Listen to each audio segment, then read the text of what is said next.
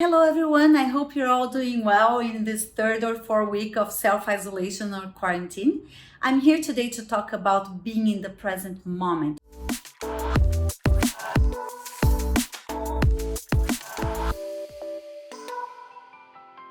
We hear a lot of the time that it helps us in feeling better, in feeling that right here, right now, I just am. I don't have a problem, I am not facing a challenge, I just am here and now.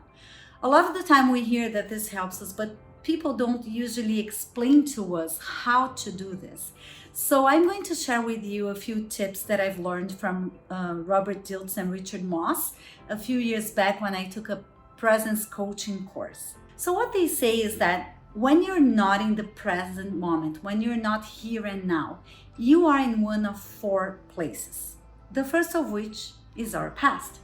Oftentimes, when we are in our past, we're telling ourselves stories about our past. And it is from the present moment that we interpret what happened in the past. And sometimes we feel really good about it, and sometimes we feel really bad about our past. So, the invitation here to come back to here and now is that from this place in time, with everything that you've learned and realized from that moment in the past until now, that you look at this past and you can extract the positive things that you've learned, what made you stronger, what were the good things you did, what were your accomplishments. So instead of sitting there and blaming everything and everyone, or blaming yourself, or telling yourself bad stories about what happened, what really helps is to have a little bit of forgiveness, self-forgiveness, forgiveness for others, and just, extracting the good things that you can extract from that past moment and giving it new meanings and looking at it from here with all the learnings that you've had since then until now. Okay? So back to the now. Sometimes when we're not here and now, we are in the future. And oftentimes when we are in the future, we're in one of two places.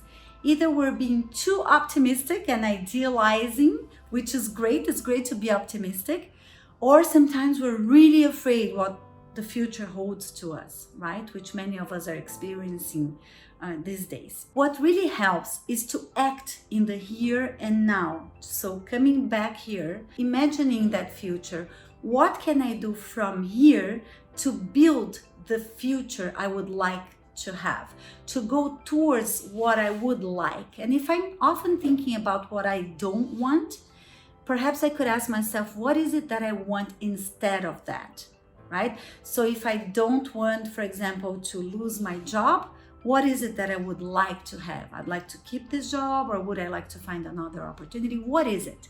So that you have a tangible goal to go after, right? So we need to exercise trust here now, and trust that we are able and capable of building that future. The third place that we are when we're not here and now is that we are too much on ourselves. So we're looking at a story that happened or will happen, and we're feeling really large if compared to other people around us. So I know, and I do, and I can, and they are all like, why aren't they self-distancing or something like that, right? Or I'm feeling very belittled. So I'm comparing myself to others, and I'm thinking that they have it all figured out and I am just, I just don't have it. So oftentimes we're finding ourselves too grandiose, or we're depressed, finding ourselves belittled. First of all, we should just go back to here and now and remember that we are not our idealized selves. We just are. We are who we are. We have the characteristics that we like about ourselves. We also have the opposite of that. Otherwise, we wouldn't be able to identify either. We have both. We're all this and we are much more than this. And others are also, sometimes they're selfish, but other times they're extremely altruistic, right? And they're selfish and altruistic. They're all that and they're much more than that. So that polarity really helps us to put things into perspective, and exercising gratitude for the situations that we go through with others and gratitude for what those situations help us realize about ourselves or about others is what helps us to come back to here now and stop being too focused on ourselves, right? So when we're not there too focused on ourselves, we're oftentimes focused on others, right? So we're judging everything and everyone. We're judging, perhaps they violated a value that is so important for us. And that really only poisons us here and now, right?